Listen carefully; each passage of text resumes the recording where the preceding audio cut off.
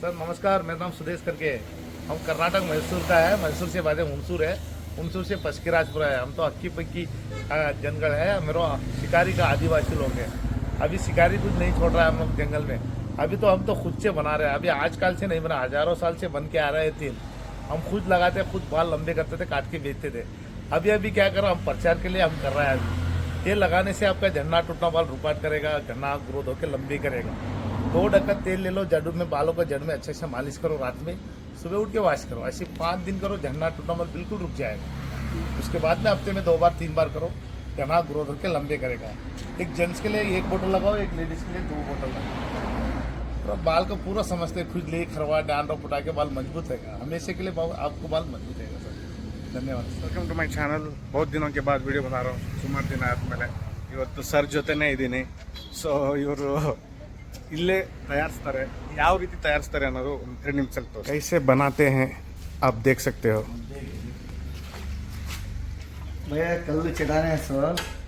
अभी 24 घंटा होगा पकाने के लिए. 24 घंटा चाहिए क्या पकाने के लिए? 24 ಅವರ್ ಬೇಕಂತೆ ಈ ಎಣ್ಣೆ ರೆಡಿ ಮಾಡೋದಕ್ಕೆ. ಏನೇನು ಜಡಿಬುಟಿಗಳಿದೆ ನೋಡ್ಬೋದು ತಾವು. 24 ಗಂಟೆ ಯೂಸ್ ಮಾಡೋದು. ಇನ್ನು ನಾಳೆನೇ ಇದೆಲ್ಲ ಪಾರ್ಸಲ್ ಮಾಡೋದು. ನಾಳೆ ತಣ್ಣಗೆ ಆಗ್ಬೇಕಲ್ಲ, ನಾಳೆನೇ ಪಾರ್ಸಲ್ ಮಾಡ್ತೀರಾ? ಪಾರ್ಸಲ್ ಪಾರ್ಸಲ್ ಮಾಡಿದ್ದೀವಿ ನೋಡಿ. ಪಾರ್ಸಲ್ ಆಗಿದೆ. ಹಲೋ, ನಮಸ್ಕಾರ. ನಮ್ಮದು ಹುಣಸೂರು, ಮೈಸೂರು ಪಕ್ಕ ಹುಣಸೂರು.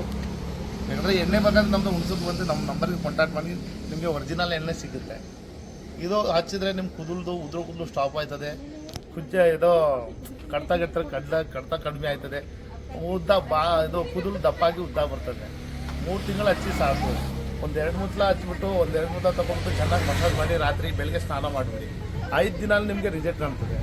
5 ದಿನ ರಿಸಲ್ಟ್ ಕಾಣ್ತದೆ. ಆದರೆ 5 ದಿನ ಮೇಲೆ ವಾರಕ್ಕೆ 3 ಸತ್ತು 4 ಸತ್ತು ಹಚ್ಚಿ ನಿಮಗೆ 3 ತಿಂಗಳು ಹಚ್ಚಿ ನಿಮಗೆಲ್ಲ ರಿಸಲ್ಟ್ ಬಂದು ದಪ್ಪ ಕೂದಲು ಬಂದು ಉದ್ದ ಬರ್ತದೆ. 1 ತಿಂಗಳಿಗೆ 3 ಇಂಚ್ ಕೂದಲು ಉದ್ದ ಬರ್ತದೆ. ಬೇಕಾದರೆ ನಮ್ಮ ಅಡ್ರೆಸ್ಗೆ ಬನ್ನಿ, ನಾವು ಒರಿಜಿನಲ್ ಪ್ರಾಡಕ್ಟ್ಸ್. ನಮಸ್ಕಾರ, ಥ್ಯಾಂಕ್ ಯು.